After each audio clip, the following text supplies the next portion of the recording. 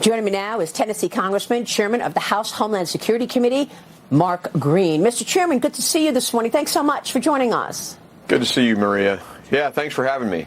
So, yes, you just heard Mike Johnson there. How do you see things? What would be an acceptable time frame to get all of these things in one reconciliation bill?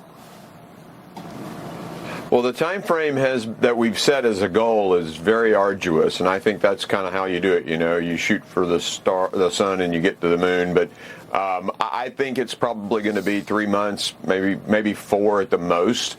But everybody's, like the speaker said, energized. We want to get this done. We saw the massive statement by the American people to get this agenda accomplished, and we're going to make it happen.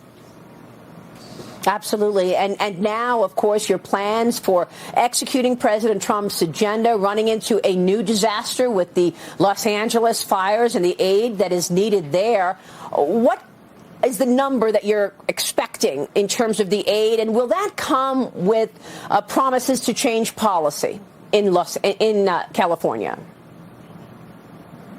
Well, if you're talking about changing California's policy, absolutely. But if you're talking about how we, like FEMA, distributes aid and all that, we're not changing the policy there. I mean, the numbers, the amounts, it all needs to stay the same for North Carolina as it is. You know, California is going to be treated the same.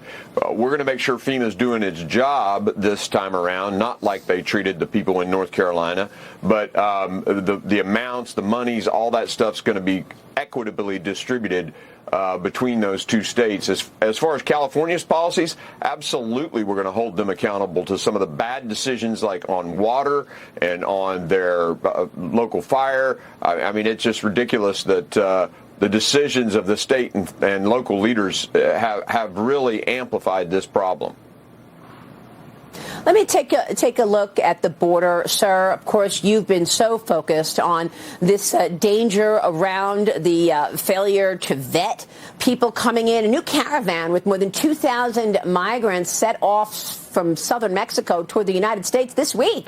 The group not fazed by President Trump's border executive orders. Of course, he has declared an emergency at the border. He's resumed border wall construction. He's ending catch and release, reinstating Remain in Mexico, canceling the CBP One app, and ending birthright citizenship for children of illegal migrants. The American Civil Liberties Union and attorneys general from 22 states are now suing Trump over that birthright citizenship order. And the White House has responded, saying this: these lawsuits are nothing more than an extension of the left's resistance, and the Trump administration is ready to face them in court. More than 20 Republican House members introducing a new bill, or about to introduce that bill, limiting birthright citizenship this week. Mr. Chairman, tell me what you can do differently by this new notion that it is an emergency situation at the southern border after President Trump declared this. Well, he also, I think just issued some orders that he's going to deploy the U.S. military very quickly to the border, which is, I think, the quickest and fastest way to get the border shut down. And we have to do something. This is a massive emergency. We're talking about hundreds of thousands of dead Americans to fentanyl.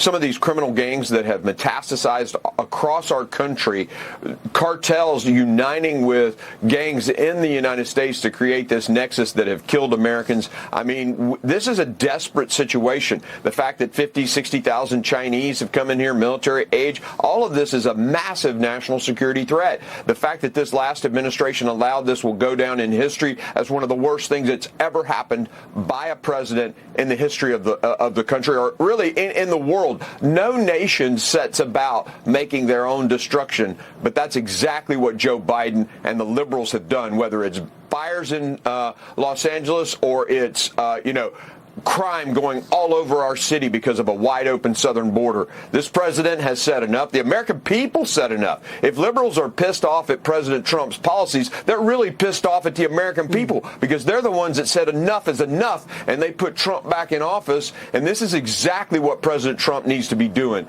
People are ecstatic about this, except for the 25% progressive liberals that are out there that want to sue President Trump for saying, hey, we get to decide as a nation who becomes an American.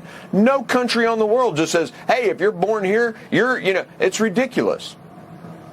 Yeah, it's also actually quite extraordinary. He calls it a revolution of common sense. It certainly looks like that. Yeah. And Mr. Chairman, I'm glad you brought up the Chinese nationals that have come in through the open border, because this is a really important point. And I saw an interview with you at the Hudson Institute recently with Jonathan Ward, and I was so struck by that interview. That was a great interview, sir. Thank you for opening up the way that you did. Are you saying, in terms of the Chinese nationals coming in, is there any evidence of foul play with the fires in Los Angeles? Do we know if, in fact, people have come in and created some of these fires intentionally? We don't have direct evidence that has been shown to me. That's not to say that we're not going to get there at some point and figure that out. But as of right now, no one has shown me evidence that this was some kind of foreign plot. But clearly it's possible. We know that they're letting the fentanyl precursors come in here and kill Americans. We know that they've united with the drug cartels. We know that from a cyber perspective, they're in our infrastructure. They're in our telecoms, listening to everybody's phone. I mean, what China is doing, China is not our friend. And it's time that the American business community realize that and comes home. Stop manufacturing in China, move to a friendly country. That's part of the point of the tariffs. I mean, we can't just let countries abuse us like this. It's insane.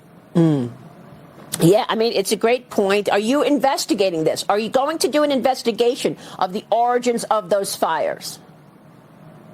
Absolutely. There will be investigations. Now, this is more of a judiciary committee kind of thing. Not so much me, but, we're digging into those Chinese nationals that are here. And Mr. Chairman, you are holding a hearing on the cyber threats also involving China. Tell us what to expect from your hearing. Yeah, Maria, this is one of the things that we need more dialogue about in the country, is this cyber threat from China, from Iran, from North Korea. It is pervasive. They basically right now are in our infrastructure, have been in our infrastructure for some time, meaning the services of water, power, things that are critical to everyday Americans and to our survival. And they are in those systems. They have, the telecoms. They got into people's phones. This is unbelievable, and it's time we address it. And we've got an agenda to do just that, and that's focus on, of course, the southern border. That's number one. But number two is fixing the cyber shortage in America. We have 500,000 empty jobs, and it's difficult to compete when you don't have experts defending the nation, defending the critical infrastructure, things like that. Yep. Congressman, thank you so much for your work. We'll be watching your agenda, and we so appreciate your time this morning, Mr. Chairman. Thank you, sir. Thank you, Maria. Congressman Mark Green.